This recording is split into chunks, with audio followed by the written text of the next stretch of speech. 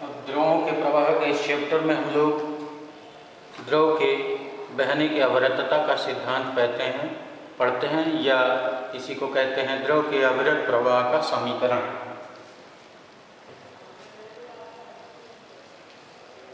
द्रव के प्रवाह का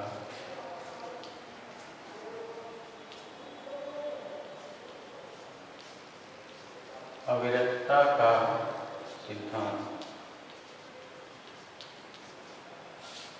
flow of continuity of liquid कहा जाता है अंग्रेजी में, flow of continuity of liquid.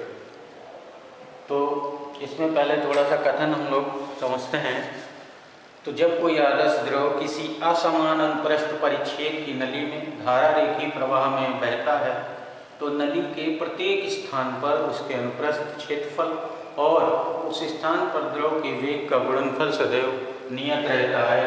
यदि किसी स्थान पर नली का अनुप्रस्थ परिच्छेद A हो और उस स्थान पर द्रव का वेग V हो तो AB बराबर नियतांक।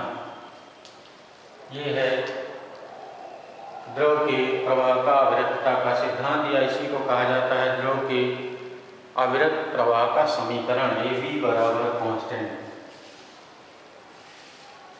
अब हम लोग प्रूफ पढ़ते हैं इसको सिद्ध करते हैं। तो मान लेते हैं कि माना एक असमान अनुप्रस्थ परिच्छेद की एक नली है, धारा रेखीय नली कह सकते हैं, XY है, और इस नली में एक आदर्श द्रव धारा रेखीय प्रवाह में बह रहा है। मान लेते हैं कि X सिरे पर जो नली का अनुप्रस्थ परिच्छेद है वह A1 है और Y सिरे पर नली का जो अनुप्रस्थ परिच्छेद है वो A2 है। X सिरे पर द्रव का वेग V1 है और Y सिरे पर बाहर निकलने वाले द्रव का वेग V2, ये मान लेते हैं। माना कि द्रव का घनत्व रो है, तो जो नली में द्रव बह रहा है मान लेते हैं घनत्व रो है। अब हम लोग नली के एक सिरे से 1 सेकंड में नली में प्रवेश करने वाले द्रव का आयतन देखते हैं। तो 1 सेकंड में X सिरे से प्रवेश करने वाले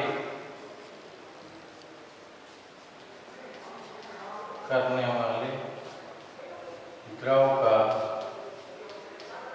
आयतन, तो नली के एक सिरे से 1 सेकंड में प्रवेश करने वाले द्रव का आयतन हो जाएगा।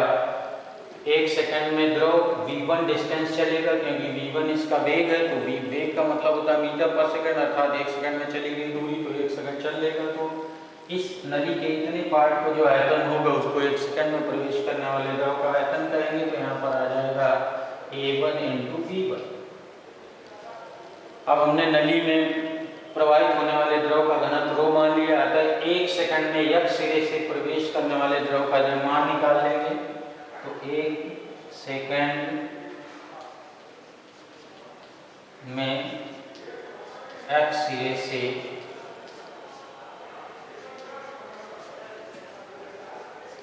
प्रवेश करने वाले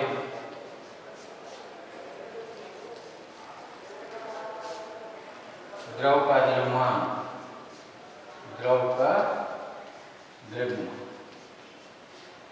m बराबर ले लेते हैं। तो m बराबर हो जाएगा आयतन इंटू घनत्व, तो आयतन हो जाएगा A1 V1 इंटू घनत्व हो जाएगा रो।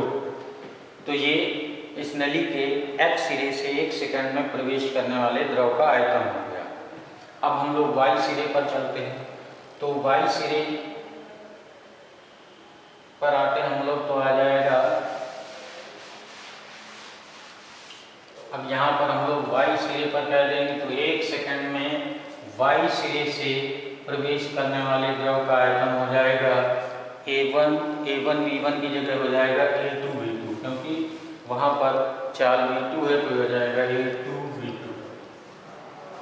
तो इस प्रकार नली के Y सिरे से 1 सेकंड में बाहर निकलने वाले द्रव का जो द्रव्यमान होगा वो हम डैश अगर कर लें, हो जाएगा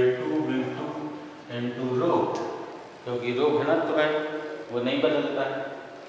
अब किसी भी नली में यदि हम एक सिरे से जो द्रव प्रवेश कराते हैं वही नली के दूसरे सिरे से बाहर निकल जाता है, अतः 1 सेकंड में x सिरे से प्रवेश करने वाले द्रव का द्रव्यमान y सिरे से 1 सेकंड में बाहर निकलने वाले द्रव के द्रव्यमान के बीच बराबर होगा, यानी m बराबर m डैश कहेंगे तो आ जाएगा A1 V1 रो बराबर हो जाएगा A2 V2 रो दोनों तरफ से काट देंगे।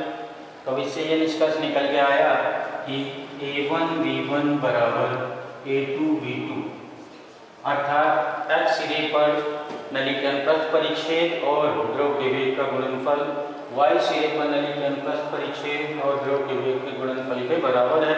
इस प्रकार पूरी नली में किसी भी स्थान पर यदि अनुप्रस्थ परिच्छेद और द्रव के वेग का गुणा करें तो वह इसी A1 V1 के और A2 V2 के ही बराबर आएगा। अर्थात इसको हम लोग जनरलाइज फॉर्म में लिख सकते हैं A × V बराबर नियतांक प्रूव। तो यही हमें प्रूव करना था, A बराबर नियतांक। तो इस प्रकार इसको कहा जाता है द्रव के प्रवाह का अविरतता का सिद्धांत या द्रव के अविरत प्रवाह का समीकरण। अब यहाँ पर हम लोग ये देख रहे हैं कि A × V बराबर नियतांक है, तो इससे अगर हम V बराबर निकालें तो 1/A आ जाएगा, अर्थात किसी नली में बहते द्रव का जो वेग होगा वो नली के अनुप्रस्थ परिच्छेद के व्युत्क्रमानुपाती होता है, अर्थात क्षेत्रफल अधिक होने पर, अर्थात नली के जिस स्थान पर क्षेत्रफल अधिक होता है वहाँ वेग कम होता है, और जहाँ अनुप्रस्थ परिच्छेद कम होता है अर्थात जहाँ नली संकीर्ण होती है वहाँ द्रव का वेग अधिक होता है। तो यदि हम इस तरह की कोई नली ले लें, इस तरह से अगर कोई नली ले लें तो यहाँ पर मान लीजिए इस नली में कोई द्रव धारा रेखीय प्रवाह में बह रहा है।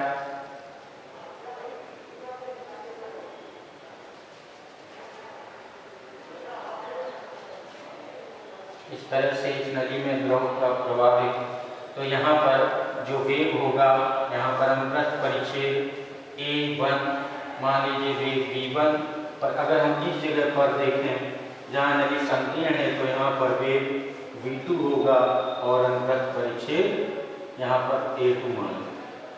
तो A1 is greater than A2 है तो V1 is less than V2 होगा, यानी संकीर्ण सिरे पर द्रव के प्रवाह का वेग अधिक होता है। तो ये है द्रव के प्रवाह का अविरतता का सिद्धांत।